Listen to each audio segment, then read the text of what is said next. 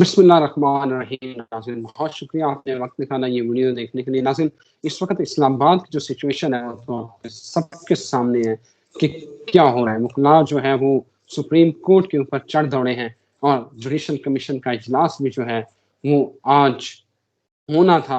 आप देखते हैं कि वो होता है या नहीं होता।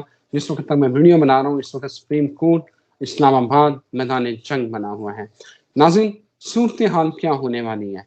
अली बिन गंडापुर ने कहा, मैं इमरान खान के दिल के बारे में तो नहीं जानता, लेकिन वो मुझसे नाराज नहीं है। लेकिन लग ही रहा है कि शायद अली बिन गंडापुर के भी दिन पूरे हो चुके हैं। आतिफान ग्रुप जो है वो भी बड़ा एक्टिव है और उन्होंने जो जलसा किया है उसमें काफी इम्प्रेसिव और मुतासरकुन तादाद थी। नाज़रीन, 8 फरवरी के ऊपर सवाए सवाबी के जैसे उसामा साहब ने कहा था कि कोई बड़ा एहतजाज या कोई बड़ा जलसा नहीं होगा, वैसा ही हुआ है। जजेस खत लिखेंगे, वैसा ही हुआ। और उसके बाद आगे क्या होना है और फिर इमरान खान की मुश्किलात।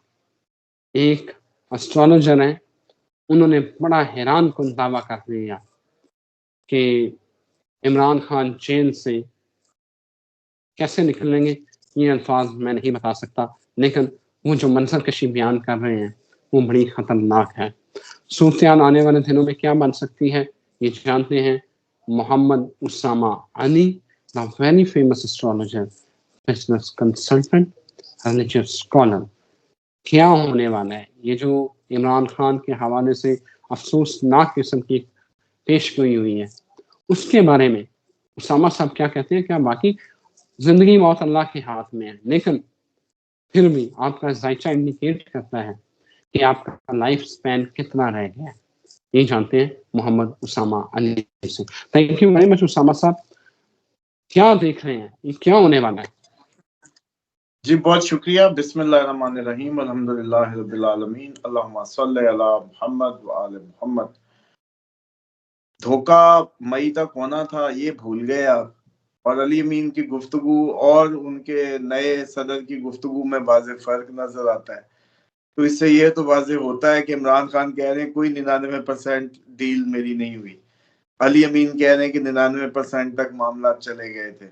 तो मैं जो ये हमने अर्ज की थी कि धोखा होगा मई तक, इस पे बताएं कि जी धोखा हो गया, धोखा ही चल रहा है। धोखा चल सकता है, मई तक जाएगा धोखा, बैरूनी मदद भी जाएगी, धोखा भी जाएगा। अगर रिहा हुए तो बैरूनी सफर भी होगा, ये दोनों चीजें हैं। और जो लोग एस्ट्रोलॉजिकली उनकी जी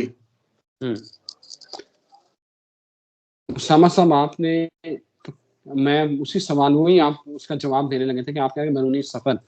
मतलब सफर तो तब होता है ना बशर्ते हयात, अगर आप जिंदा रहें तो फिर ही कुछ काम कर सकते हैं। इसी के ऊपर यही आप जवाब देने लगे थे। Sorry to interrupt you. नहीं, अच्छा अच्छा है, आप जितना कुरेद के पूछना चाहते हैं पूछें, डोंट वरी। यही एस्ट्रोलॉजी की हद है। इससे आगे जो रूहानियत और जो अल्लाह ताला की जो नाम की पावर है वो शुरू होती है। देखें, कोई भी प्लैनेट्स है ना, ये सब अल्लाह ताला के बनाए दायरा कार में घूम रहे हैं जनरली। ये उनका जनरली काम है। ये हिंदू, मुस्लिम, क्रिश्चियन, यहूदी, एथीस्ट, सब के लिए बराबर इक्वली वर्क कर रहे हैं। लेकिन जब कोई कहता है ना या अल्लाह, या रहमान, या हय्यो, या कय्यूम, कहानी बदल देता है।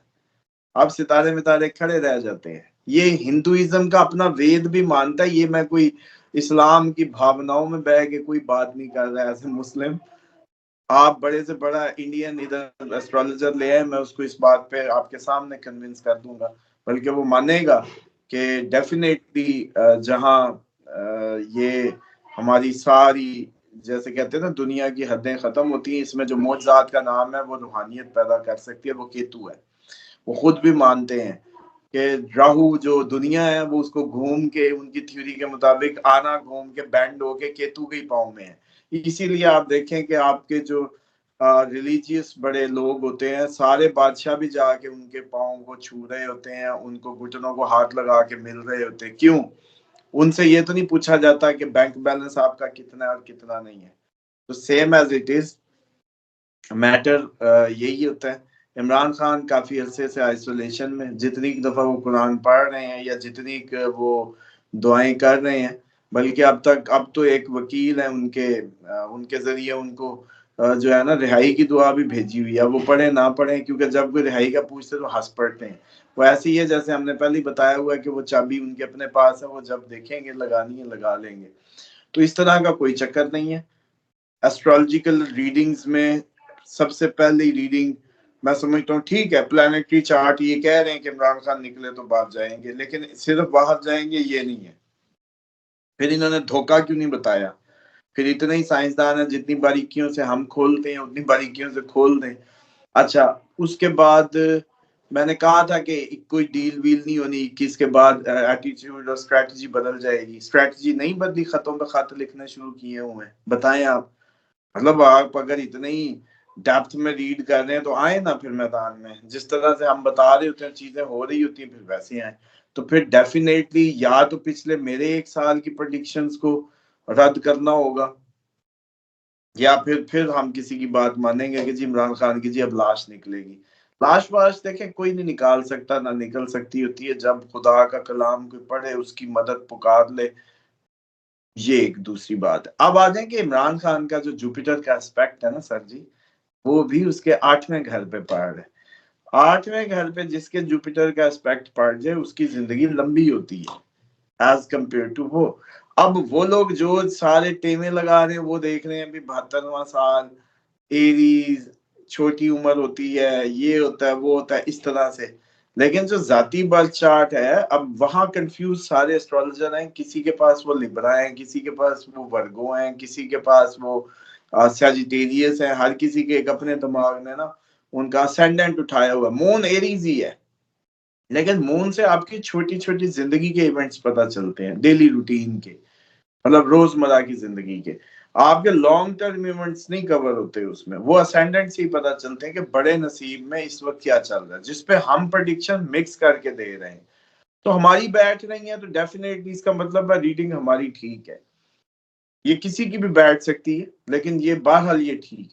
तो इसलिए इमरान खान डेफिनेटली उनका, लेकिन जो राहु मई में निकल जाना है, मई तक खतरा जरूर कहा जा सकता है। लेकिन खतरात क्या क्या हैं? धोखे के हैं, बैरून मुल्क जाने के हैं, जादू टोने के हैं, उन पे जो उनके गलत फैसलों के हैं, क्योंकि गुरु चंडाल योग भी एक अंदाज से बनता है। ये सारी कैफियत तो हो सकती है, लेकिन हतमी तौर पे लाश का कह देना उस वक्त हम नहीं कह सकते जब जुपिटर का एस्पेक्ट 8वें घर पे पड़ रहा हो। तो हम कहेंगे कि लाइफ को तो कर वो जैसे बरकत मिलेगी।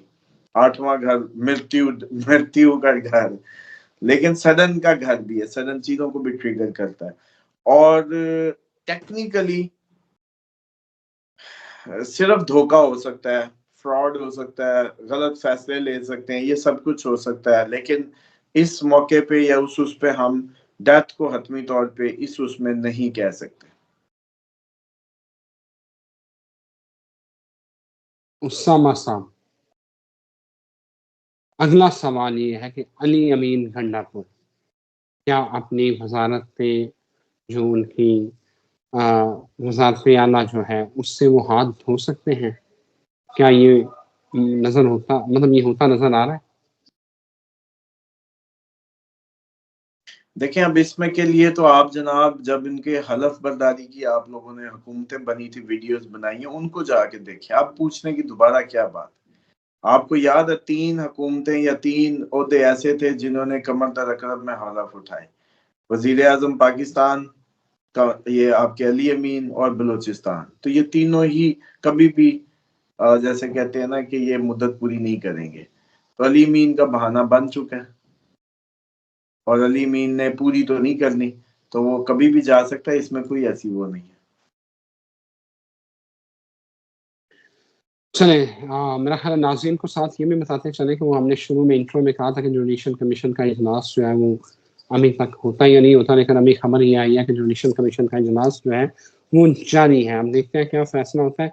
तो उसामा साहब, आने वाले जो ये फरवरी शुरू होगी जो है वो ऑलमोस्ट आज इसकी 12 हो गई है।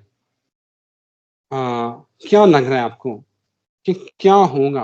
सॉरी 10 फरवरी, आज 12 नहीं हुई, मैं तो ज़रा लगता है दुनिया से 2 दिन आगे चल रहा हूँ, 10 फरवरी आज। तो क्या लग रहा है ये फरवरी जाते-जाते जो है ये अगले जो दिन हैं, इनमें क्या डेवलपमेंट होगी? देखिए अच्छी बात है, अगर आप दुनिया से आगे चल रहे हैं तो जन्नत में भी हमसे पहले पहुँचेंगे आप। और दूसरी बात ये है कि अदलिया की जहाँ तक बात है, अदलिया आपको बताया था कि अदलिया में ये सारी रिटेलिएशन रहेगी अभी। इसमें अभी चीज़ें मज़ीद बढ़ेंगी। अदलिया ने सीधी तो जून में ही जाके होना है, लेकिन उससे पहले काफ़ी इसको अदलिया को अपनी जैसे कहते हैं ना शिकस्त और रीख्त का सामना रहेगा। कई महाज खुले रहेंगे।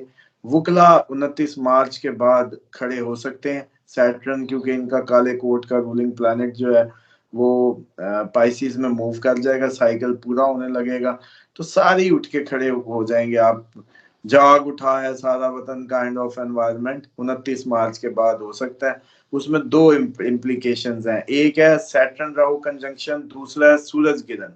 सूरज गिरन पे हम बड़ी वीडियोस कर चुके हैं। सूरज गिरन होता ही हुकूमतों के लिए, चांद गिरन अवाम के लिए होता है, वो 14 मार्च को लग चुका होगा।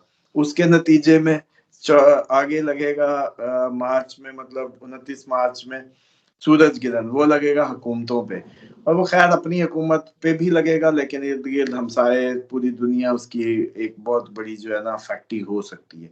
तो इसलिए अदलिया की तो ये जो टाख पख है ये भी चलती रहेगी, मंतकी अंजाम तक नहीं पहुंच पाएगी, लेकिन चलती रहेगी अभी।